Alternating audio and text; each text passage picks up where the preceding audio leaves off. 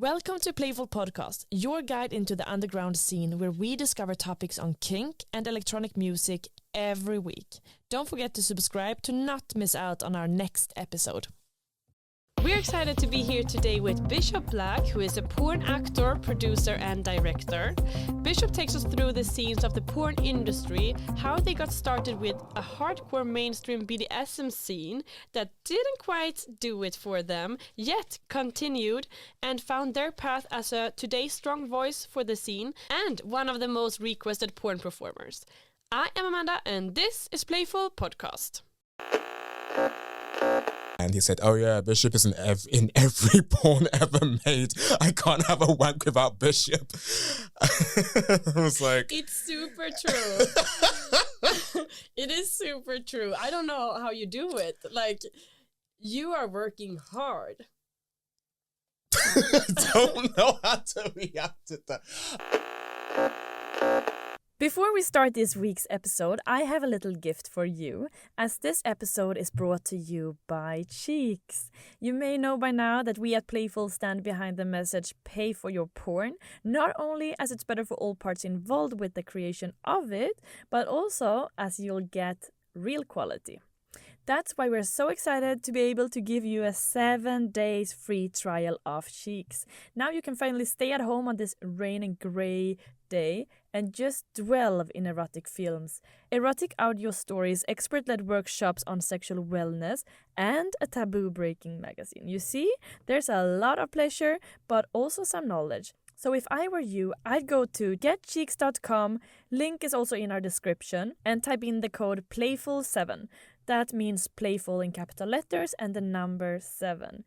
Personally, I love Cheeks and what they're adding to the pornography scene. Scrolling through getcheeks.com, you'll not only get turned on and get many amazing ideas to incorporate in your own sex life, but also some educational content and audio erotica. Who doesn't want to get turned on when walking around with your headphones listening to sexy stories about things that may or may not happen? With the promo code PLAYFUL7, you'll get access to the subscription-based sexual wellness platform Cheeks for free for 7 days when you select the annual subscription option. You can cancel anytime during the trial and also change to a monthly subscription if you prefer that. Head to the link in the episode description and dive into a world of healthy sexual pleasure. Thank you, Cheeks. How long have you been living in Berlin? You speak very good German. Thank you. It's been 12 years almost. 12 years. And how long time did it take until you learned? It took about a couple of years.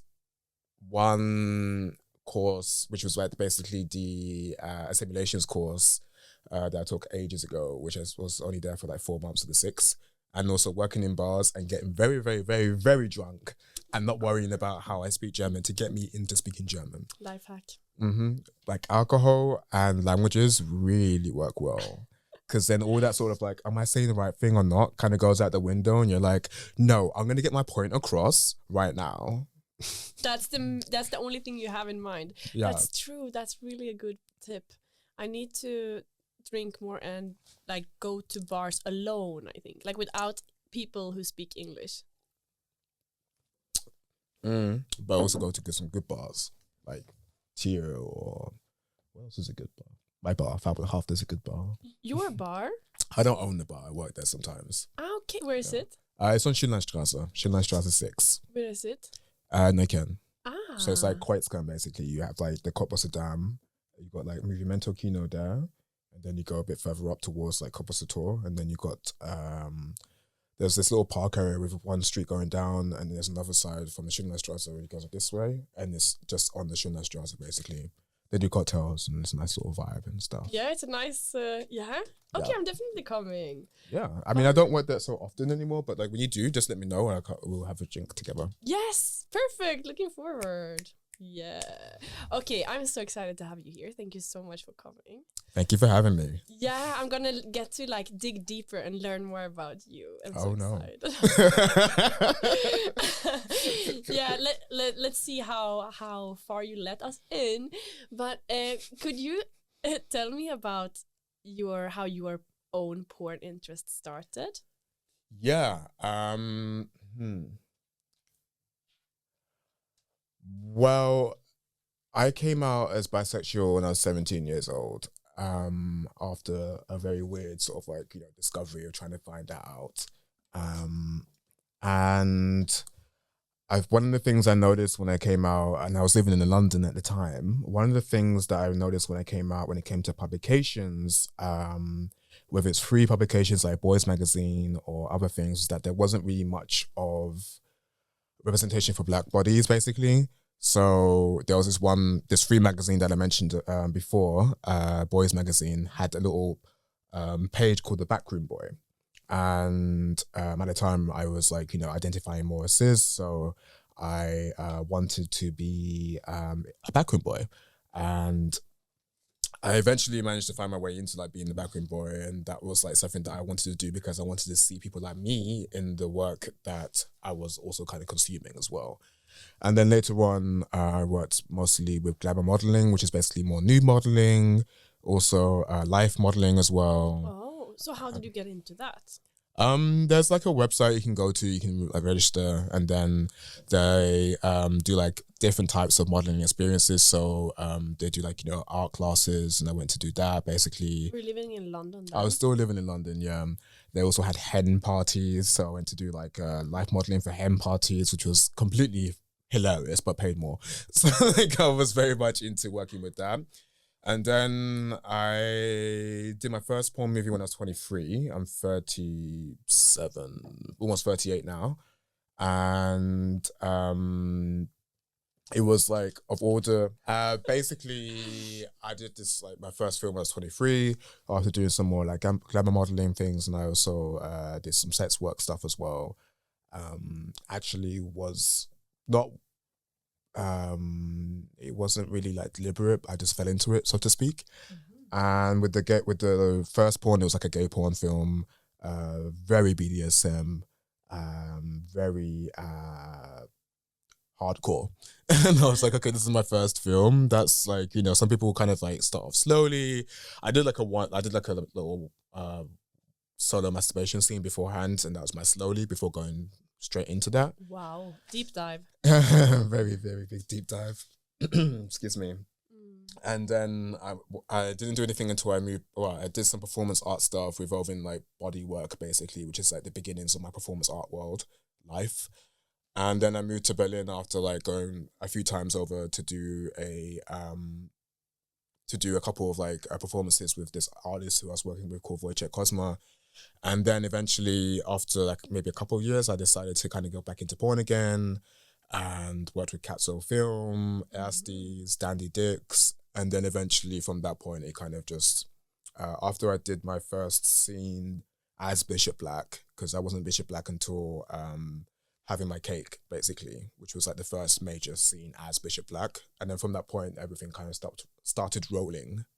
Okay, so I have so many questions. But first, I would love to know how it was for you to start to shoot your first film, as it was like hardcore BDSM. Were you nervous? And did you know how, like, what you were getting into? Yeah, absolutely. I was very much aware of what I was getting into. And actually, for me, it was kind of funny because it was this whole... Brave. Very brave. It was kind of it's a really weird one because it was kind of I wouldn't do that this like in these days because there was a lot of like opportunistic things going on. Like the whole story was about two white guys who basically like take this black guy in for dope testing, basically, because they say he's an athlete, basically. And he goes in for like this testing because they say he's doping. And then, surprise, he's not doping. It's a BDSM scene. So it's like abduction and stuff. And for me, it was just like, okay, well, whatever. This is hilarious. I'm just going to like, just enjoy myself and have some fun. And yeah, I had a lot of fun up till the sex, because the sex was the only time when I was a bit like, okay, well, this is not fun anymore. Not because it wasn't fun to have sex with two guys. It's just that they didn't wash themselves beforehand, and it was a very hot day in June, so they were marinating quite a while. So like for me personally, it was like that wasn't the fun thing to do. Like I mean, did you? Oh my god! I want to cry. Did you did you tell them on set? No, I mean, I was literally strapped to a spanking chair, and like, you know, No. I had like this guy's dick in my mouth, It's a nightmare. and it was a marinated dick. So for me, it just wasn't the most like hardest thing. I think that kind of turned the sort of like How fun do you factor keep a down. boner in this situation? Well, the good thing about it is that you don't really need to do it for this particular one, because it was like you're basically being like, you know, the sub who's being spanked and played around. Okay, true. So I mean, that was like the only thing that wasn't the best thing, and that was just only because of the fact that, like, you know, it would have been nice if the guy like watched himself before like. Did you doing tell that. them ever? No, No, you just Nah. like it was like, okay, never well, seen you again. Yeah, you know, it's just a Yeah. little one-off. You tried it. Some of it was cool. Some of it was, not as fun. But yeah. Was this more to say a mainstream?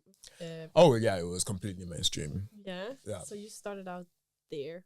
Okay, and then you've been like finding your ways. So how come you moved to Berlin?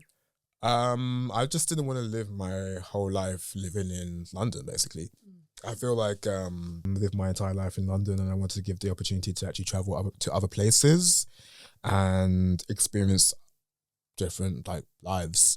Somehow I got stuck in Berlin because I didn't think I'll be staying here for that long, and now 12 years have almost passed, and yeah, it's weird to say that it's been such a long time. Because I thought maybe I'll go to somewhere else and I'll explore other places, but obviously life has a funny way of actually, like, you know, well, the best laid plans and everything, basically. Show you what you need more than what you want, maybe sometimes. Yeah, and I guess what was good is to have like a sense of, like, you know, security, because I could have easily like traveled to other places, but what I found over the time of living in Berlin is that there were a lot of things that even if I would try to escape to another place in the world, I wouldn't be able to escape my problems. So if I was going to move to another place, especially as you get older, like if I'm going to move to another place, I want to make sure that I'm moving to another place not to run away from something, but instead because I'm ready. And for a really good while, like, I was thinking that I was ready and I wasn't, but I was still thinking about other places I can go and visit and to try to live in. Right now, I think all signs point to Spain for some reason. But yeah, I don't know. I think now my whole ethos is that I'm just going to leave it open, basically. There's been a lot of things that I'm really grateful to Berlin for, like career-wise, life-wise, and I don't think I would have probably had the same career if I lived in London. Yeah. I just have to go back a little bit to London again. But how did your family find out that you perform, or how were they taking that part? Well, that is a very funny story. So I started porn in the days where the internet wasn't as strong as it is now regarding like platform and visibility, or so like platforms like OnlyFans and Just for Fans and stuff that never existed back in the day. Obviously, there were cam sites, but nothing like what we have nowadays, and nothing like the visibility that porn has in the sort of public eye. So I lived in a time when there were still magazines coming out. So my cousins went to a porn store one day in Soho and saw me on the cover. So that was really hilarious. And then I think they may have told my sister, but my older sister didn't tell me until later on. Meanwhile, I had to tell my dad twice, because the first time He didn't hear you. No, I'm kidding. I don't know, but I don't hear you. yeah, I had to tell him twice, and the second time he told me that he accidentally saw me in a porn online, which was hilarious. And I was like, oh, okay, cool, fine, yeah. My brother, my older brother who's gay, also saw me in a porn online. That must have been a like turn off for them. I mean, you're there trying to have a great time, and suddenly your son or your little brother comes in. Not even knocking on the door, on the freaking screen. I spoke to somebody. I spoke to somebody today, And I gotta like, I think they're gonna be fine with me sharing this, but they messaged me today saying like, oh, they ran into, do you know Walter Crasshole? No. Walter Crasshole is a really lovely person. If he's listening, hello. So I ran into Crasshole the other day, and I came up. The subject of Bishop came up, and he said, "Oh yeah, Bishop is in every porn ever made. I can't have a wank without Bishop." I was like, "It's super true. It is super true. I don't know how you do it. Like, you are working hard." Don't know how to react to that. I mean, I'm really grateful that I've had like such a busy career regarding How many films do you perform in a year? Well, actually, this year I've not performed in so many. This year I've done like a couple of hard work films, and I think maybe one other film. Because I started to do a lot more feature films. So next year in February there is this film I shot with Harvey Rabbit called Captain Fagatron Saves the Universe, which will have its world premiere in Rotterdam, the Rotterdam International Rotterdam Film Festival, which is super cool and super amazing, and I'm really happy, looking forward to seeing it. I just went to France to see another film I was in, which was in the Locarno Film Festival, called De Noche los Gatos Son Pardos, which is basically translates to At Night All Cats Are Grey. So that's going to have a release in Berlin next year as well in February. So let's hopefully, like, you know, I'll sort of post up on my social media.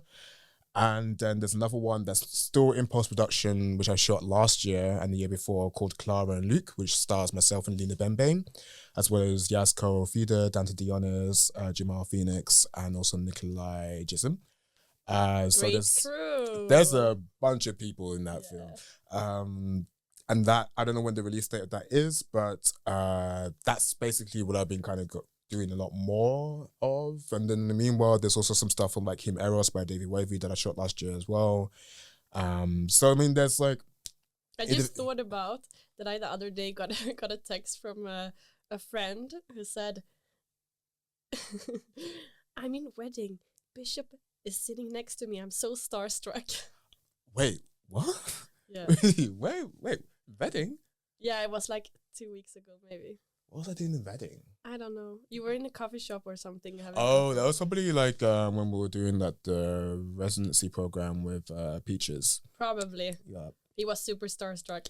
Oh, it's so weird. So like weird, it feels so weird to hear this stuff, because I don't necessarily, like, you know, see myself as anything other than just like me, and I'm walking through like Berlin and I'm just literally like just another person on the street. So I don't find this level of like stardom it feels kind of a bit removed from me, especially because half the stuff that I've done was like maybe like, you know, a few months before, a year before, and it comes out and everyone's like, oh my God, and like, well, that was like, you forgot about it already. Yeah. Well, no, it's not like forget about it, but it's like the whole energy of it was kind of like dissipating in some way. So it's not as like strong or like, yeah. It was like, oh, cool, that's great, that's super nice. And I don't want to like shit on like, you know, my career, because I mean, I'm eternally grateful for like all the work I've done with the people that I've worked with, and also like getting the opportunity to talk with other people, get to meet like people who see my work and everything else, or fans and everything else. I'm really grateful for that, because it's a really beautiful thing. It's just also kind of this weird misnomer of people who like, you know, assume that like, oh yeah, but it's Bishop, what are you doing? I'm literally like at home scratching my ass, like maybe smoking a joint and like, you know, watching some Netflix, you know, like it's a very weird like two parallel lives to lead in some weird sort of white way, and I'm cool with that.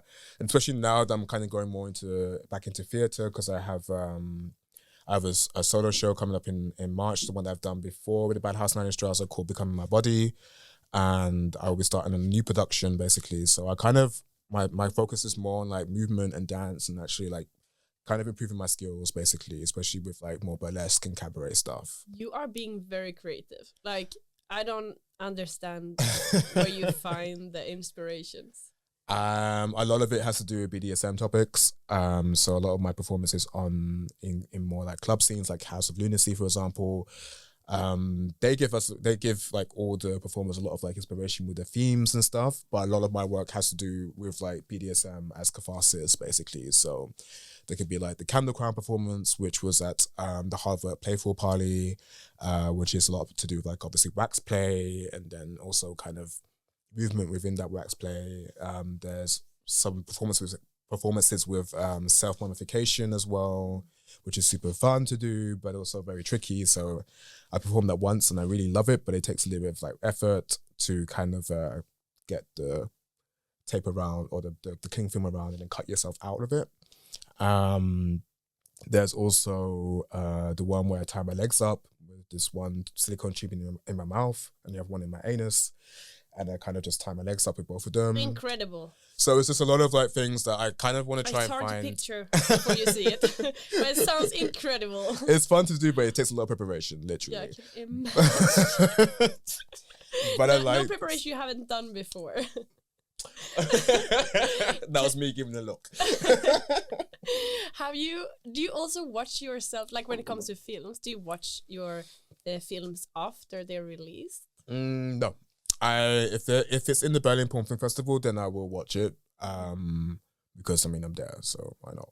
But if I'm watching it, I don't really watch my own work as much unless something needs to be reviewed or if I just need to give a go ahead for it. Because I'd feel like you could totally do this, and I think it's not really such a bad sort of like thing to do to kind of see, oh, okay, that was nice, or maybe I need to kind of relax a bit more, or this and that. But I think also taking notes for a particular like demographic or genre as pornography is a bit weird, because you don't know what will happen in terms of like working with your next performer, working in the next space, working with your next like company or director. You don't know how you're going to be as well. You don't know how the interaction with your performer is going to be. So I'd rather just kind of just leave it open to just experiencing things on the day, or the day before we have a bit of a talk and discussion and see how we vibe with each other, you know? So I rarely look at the work that I've shot unless like, you know, maybe there's a viewing night or it's the Porn Film Festival, or maybe I'm just a little bit Norway-ish, like interested, but yeah. Yeah, okay. But like we were speaking before about that you're also doing some other things behind the scenes, not only producing, directing and acting. But I was thinking, because now you have such a, and also thinking of the first film you were in when you didn't know the performers and you were surprised. Now on set you often know the people you perform with. Yes, I do. Sometimes the particular scene that I work in is quite small in terms of like the independent, alternative, ethical porn scene, basically. So there's a lot of people who I already have worked with before in the past, or at least I know of them, which makes things a little bit easier, basically, in terms of like interacting with them, basically. I've been in situations where I've worked with people who I don't know. Like, for example, I've worked with Joy Bear, and with that, there was this performer called Julia Delicia, who we ended up making a really fun porn together, and that was the first time we worked together. And Julia was fantastic, and really supportive, which was really helpful, because like you said, initially when I first started, especially when I worked with X Confessions for the first time, the film was Dominate Me, and it was this BDSM film with Sylvia Ruby, and Sylvia was really, really nice and really sweet, but like we couldn't communicate so well with each other, because like my English is very English in the British sense, so a lot of the times it comes out in a very, I don't know, like my friends make fun of my accent when they're like, yeah, you want a bottle of what? And I imagine that's how it probably sounded like to Sylvia. And Sylvia didn't speak that much English, so then we had to find a way to communicate with each other. Like that was like 10 years ago or something like that. And that was really, in the end, it was really fun, because like, you know, it was difficult for me because I didn't have an erection, because obviously stage fright and stuff. And then we had to kind of like work around that. So then there was this one infamous scene where I used this pinwheel, which is like this, like, it's like a star-shaped wheel on like this metal thing. And I used that on my penis basically. So I was like rolling the pinball up and down my cock. So when this what is it supposed to do? It's like a little pain, but it's also pleasurable or... For me, it was pleasurable, but it's also obviously like a little bit of pain as well. And it depends also about the pressure that you put on it. So like obviously with like certain areas, you can like be a bit harder with the pressure, and with other areas, you can be softer with the pressure. So this was shown at Babylon Kino, and Eric Lust was there. And I remember the response that people gave to that particular scene was like, "Oh my gosh, what are you doing?" And I'm like, well, it's just me. Yeah. Oh, people were shocked. Yeah, people were completely shocked because I think they just didn't see something like that in that sort of like format. And I think it's not like this isn't anything new. I'm pretty sure that there was somebody else who did that back in the day as well, or like in other films, for example. Now it's pretty common though. What, to do that? Maybe, yeah. I don't know. No, I've not seen it myself. Using the instrument I've seen in some other movies. Yeah. Like recently. Yeah. Even on, I was at the ex-confession party at the Monster Rock. Ah, yeah, cool. There was at least one film where they used that tool, I think. Maybe that was the same film I was in. Maybe. Was it a personal You were film? probably in. You were in many of them. Yeah, there's like 15 films. Okay, so this is the film you talked about then. Yeah. Okay, so maybe you are the one who brought it in then. But I felt it was Maybe. natural. I was not like, oh my god, what is it? I was like, what are they doing? I was like, this feels like, I don't know, it was beautiful, it was hot, it was a tool that was used to like create a vibe, you know? No. I mean, the idea... And that was just creatively coming from you. Yeah. Yeah. Lust didn't come up with the idea. I just was like, let's do this. But I think, yeah, basically my original like thought when it came to like, you know, going into the porn industry is this idea of actually demystifying or taking away this like idea that certain things are only for certain types of people. I think BDSM and kink is something that we don't really like see from a Black perspective, or like, you know, see certain enjoyments of Black people's authentic enjoyment of BDSM. And I think that's something that I wanted to kind of explore for myself as a way to kind of be like, hey, I'm enjoying this. This is something that can be open, and you can be submissive in certain contexts, or you can be like, you know, enjoying sort of like pain or bondage in certain contexts. And there have been amazing people like Kuritia, for example, who works at Karada House, who like, you know, really kind of helped me kind of like explore that a lot more regarding shibari and bondage, and also literally having the opportunity to kind of like give myself permission to enjoy those particular types of kinks. I mean, how much time do you put in to your, because I don't know how you say it. Karada House. They have like workshops and these kind of things. Do you put in a lot of time on going to workshops, you know, in your free time or as education on the side? Because I just can't make sense of your schedule. Well, neither like, can I. In the morning I go to the gym. I'm like, whoa, 24 hours a day. There just needs to be a bit, I mean, I'm not always like great with going to certain things of my free time. Mostly because I think, you know, when I do have my free time, I'm usually just resting and like turning my brain off. So I think, yeah, because I haven't had the opportunity to go as often to like events as I would like to do, maybe that'll be a new thing for 2023.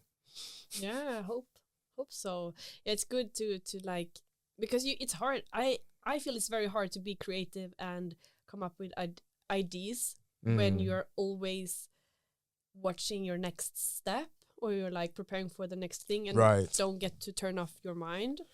Yeah, that is something that that's also one of the reasons why I kind of want to focus a bit more on like, you know, building up my skills regarding movement, regarding performance, and also regarding like taking some more time into look into like the sort of universe of Bishop Black, and kind of like trying to manifest that more in terms of what is this sort of universe that I'm trying to cultivate, or trying to like, you know, show to the public, and how can I then as a performer or as an artist basically give space and give time to actually like build up more things, whether it's creating props or building props that like, you know, add to that, or if it's going to like more dance classes or movement classes, or even going to like, you know, some workshops and stuff.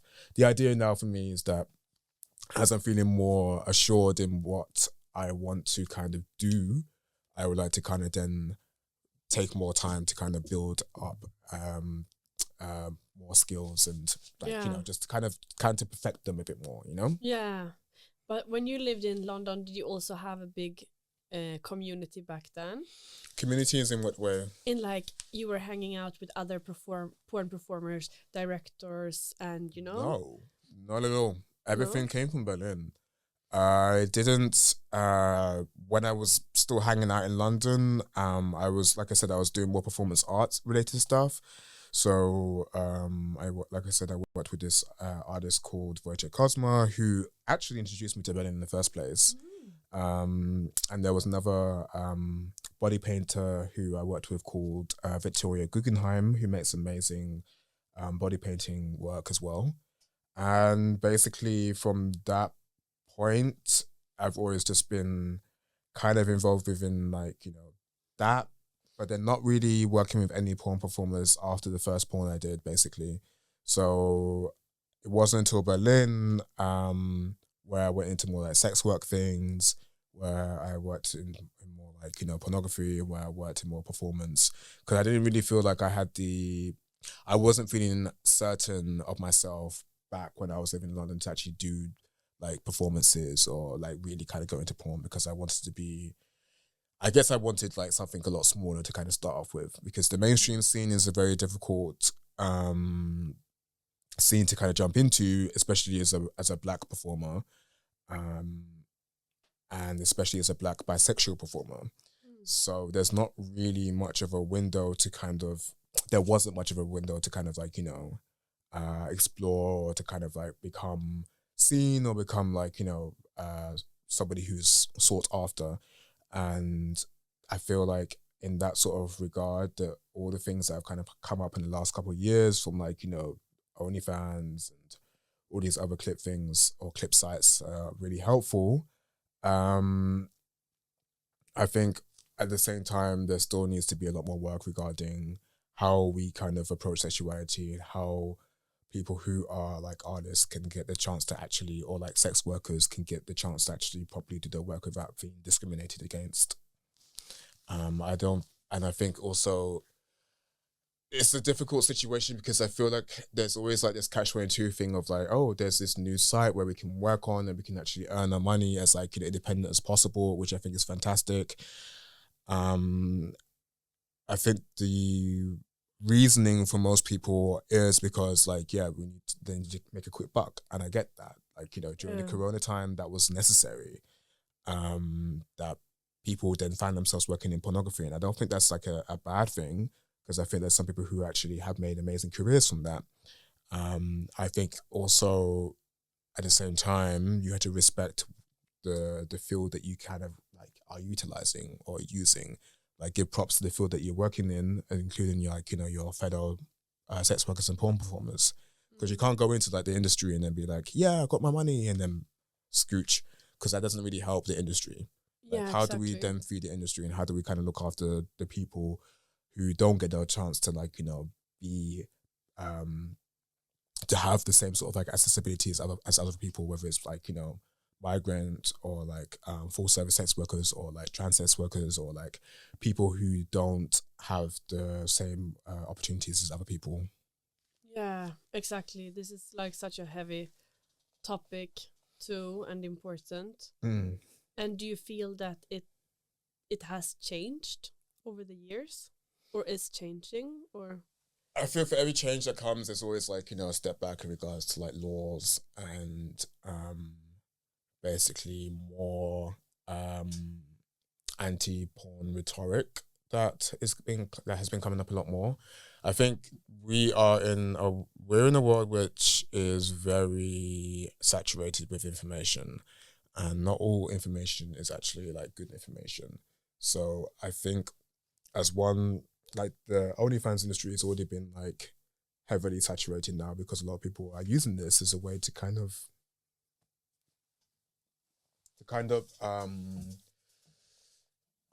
to either have like a good income or to like have the first steps into the porn industry, because everybody wants to. There's a lot of people who reach out to me and ask me like, how do I get into the porn industry? And I'm like, well, I can't tell you because I'm archaic. Like, I just happened to come at a time before everything kind of blew up. And I think, yeah, you really have to kind of like be on your game a lot more than ever, from like how you promote yourself, how much you post, how much you like, you know, go out and do videos and stuff like that. Like, I'm terrible with that. I'm really, really not good with like posting stuff. But you are also in all movies. You don't have to do. Yeah, but I mean, you know, in terms of like still creating and still like making work, I think it's always nice to try to kind of like, you know, improve some level of skill. But I think if I was new, I think there's a really great thing to be had for like, you know, like certain queer porn scenes, because like for people who want to explore like, you know, sexuality in a way that's not necessarily like mainstream, basically. There's like so much you can actually do and so many topics you can explore and so many ways to actually express them, which I find fascinating and really beautiful. I think going to the mainstream directly is something that takes a lot of deliberation and a lot of time to kind of really be sure if that's something that you want to do. And then also being aware that like when I first started doing porn, I gave myself an oath in that if anybody should approach me about working in porn or like haven't seen me in a porn movie, then the first thing I'll say is like, oh, where did you see it? Because I wanted to take the power away from the people who are like, I saw you in a porn. I'm like, oh, great. Where did you see it? So then they're like, oh, well, I saw it in here. I'm like, oh, cool, nice. That's me looking over somewhere else. I'm looking at my phone. That was like the part of the joke. Exactly. Yeah. So yeah, you obviously come across that a lot. Would you say you knew what you were getting yourself into when you started? Sure. I mean, you did like a lot of research before on these things, or it's not really so much about research. It's just more about the fact of like how, in a time when the internet became a lot more like, you know, of a permanent thing in people's lives, how once you put something in the internet, it's forever. Yeah. And then as a response, how my family would actually deal with it. And that's something, especially, I mean, everybody's family takes it in so many different ways, but I feel like at the time I thought, okay, because I'm coming from a black like background and because like, you know, I'm also bisexual, then like obviously you're gonna see your son or your brother or like whatever doing all kinds of things on the internet, or on a magazine in somewhere in Soho, you know. So I mean, at some point, like that's one of the things that like I always had to kind of like think forward, you know, and like you mentioned beforehand, in that I had to make sure that what I was going to do, I can actually own and take ownership of, and actually be accountable for myself, basically, and not being in any way, like scared or like in any way like regretful of my decisions. Yeah, like that's so important. Yeah, because what you said, like being in power of the situation, it's like it's about. Did you ever feel that you were not in power of the situation? Sure, there's a few shoots I've done where like it's not been something that I felt that I've had my own agency for, and sometimes that comes off as people who, obviously there's a few mainstream scenes where you're just like, okay, well, that wasn't my favorite thing, and I feel like that was just a money grab, and that's fine because, like, you know, we still got to pay our bills, right? But the things that I found more interesting are the people who come to the porn industry with this idea of porn being terrible and they want to change porn. Because then, I mean, it's different ways to go about it, but there's some people who really believe that, like, you know, what they create is going to be like the complete, they're doing something that's really different and really like, oh, we're going to show this and this and this and this and this. I'm like, okay, cool, great, but first of all, you're coming in from an outsider's point of view. You've never worked in a porn before. You never starred in a porn before. And that becomes problematic when you try to come in and fix something that you feel needs to be fixed. Of course, there are problems with or the issues with pornography that most of us are very much aware of, but it's not the be all and end all. And also on that same curve, ethical porn or independent porn is not better than mainstream porn. It's because in the eyes of the outsiders, it's still porn. So it doesn't matter if you're oh, this is better than this one. It's well, no, you're pitting people against each other. Whereas from the outside point of view, from governors to lawyers to to whatever people who want to throw laws at sex workers and stuff, that doesn't matter. It really doesn't matter. You're still pornography. You're still doing something that is seen as exploitative. There are people on Twitter who will still be yeah, but what's ethical porn anyway? What does it make it ethical and this and this and this? There's always going to be somebody who who's going to look down at the whole industry, no matter how much you say yeah, but I'm different to that. I'm not like those other porn actors, no, don't do that. No, exactly. Why would you say that people should pay for their porn? Well, I mean, this is an industry, and every industry needs capital in order to operate. I feel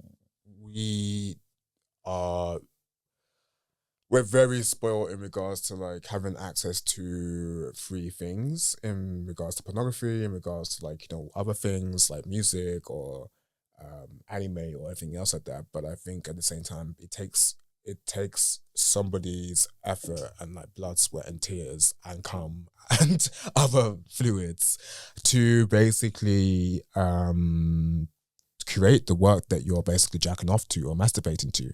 So if you really, really do like the industry that you're consuming, you also have to find ways to support said industry. If you want something that is different in the sense of more intimate, more unique in terms of body diversity. Diversity, yeah. My gosh, wow. Sometimes words sound different when you say them. You're is that a word? I was about to say diversity or something, and I'm that's not even, what is that? So diverse bodies, different types of people. Obviously, if there's a performer that you really like following and you like their work, then pay them. Okay, what is the best thing about your job? Which one? There's so many different factors. Porn. The porn. Well, I mean, other than working with amazing performers, some of which are based in Berlin, some of which are based in most other parts of Europe, and also some of which are based in the States as well. That's always fun to work with these different types of people, because I just like the opportunity to actually see other forms of sexuality being expressed. Also getting the chance to work with different companies that I may have not seen beforehand, but then getting to know about them. I never really kind of fully knew who Four Chambers was before I worked with them, and now I absolutely adore them. Even though, funnily enough, we went to the same club back when we were back in London, so it was kind of funny just having that sort of weird 6 degrees of separation thing. And yeah, I it's always nice to kind of be able to show my own representation of sexuality and enjoyment. Basically, I've noticed over the years that the way that I orgasm, or the way that I kind of feel my ejaculation is completely evolving into the point where it's before, when it was just very focal to genitalia, now it's kind of oh, it's a full body experience. So then I laugh a lot, or I cry a lot, or I'm loud, and that's also my personal life with my partners. And I think that's really amazing, because I never would have. That's another thing as well, getting the chance to explore particular kinks or things that I really enjoy, that I would like to explore, which I probably wouldn't have explored in my personal life. But given the fact that I could do it in this particular safe confines of a studio, ironic as it sounds, it's nice to actually get the opportunity to try it out, and if it works, it works, and if it doesn't, it doesn't. And sometimes it's worked really amazingly, and I'm like, oh, that was really hot, that was really sexy, and now I can take that back with me and be like, hey, I did this really cool thing. And I really, because like Bishop the performer and Bishop the real life person are very much close to each other. So that's really interesting. I should have asked about that. Yeah. Thank you for handing that to me. Yeah, there's not really so much of a distinction between when I'm on camera, unless it's a particular like theme, for example, Bang Click Bang, where like, you know, we have this whole group of like misfits basically, and I'm acting in a role. So that's a different thing completely to, I don't know, Can You See Me by Need Sever for Ex Confessions, which is like still acting in the role, but at the same time, there's still a little bit of myself, a little bit of my personality that's in there, you know? So even when it comes to sex itself, I'm not acting like another person doing something like sexual. I'm not like, well, you know, that was Bishop here, but now I'm Bishop the fucker and I'm gonna go fuck somebody, you know? Like, nah, that's not it. Like there's always my own self in there as well. That feels very authentic. And that feels like then I don't know. It feels, I'm sure it's fun also to play roles, but it also feels like it takes more natural and maybe more enjoyable to also be able to be you at work. Yeah, absolutely. Like, what are some lessons you learned along the way? If something doesn't feel right, don't do it. Because I think there have been some shoots I've done in which, looking back, I don't feel particularly like aligned to, because of the fact that maybe the director wasn't really keen about changing the actual script to kind of relate the fact that there's somebody of color in the script now. So some things kind of came off poorly. And I think in that sense, if I actually spoken up about it a bit more, I would have probably been more like, you know what, this doesn't really kind of make sense to me, and I don't think I'm actually the right person for this. Because even if I can do a particular, or I fit the recommendation or specifics of the character, if you can't change the particular, like, you know, schema or like the theme, and you decide to kind of like go with this theme that then in terms kind of comes up really in bad taste, it's not the best. No. So I mean, like, don't do something that you don't want to do. And I think, like, you know, there's always going to be another particular, like, you know, gig, there'll be another show, there'll be another chance to like film, and I think a lot of times maybe you need to kind of take things into your own hands and actually create the work that you want to see. It's not always easy, and I feel like this can come off as a very flippant comment in that sort of regard, but you should always take care of your own particular agency, your own autonomy, and also take care of yourself, even if it means trying to like look for money elsewhere if you don't do the film that you want to do. Because I think, you know, when you do something that you're not comfortable with or you're not happy with, then that's just something that you just want to kind of, I usually just erase it in my mind, but some other people might find, oh, that's something that I kind of regret. And I try not to regret the work that I've created, but I do feel that in the future I would not do this, or in the future I would not do that. Brilliant. The masterclass. Yes.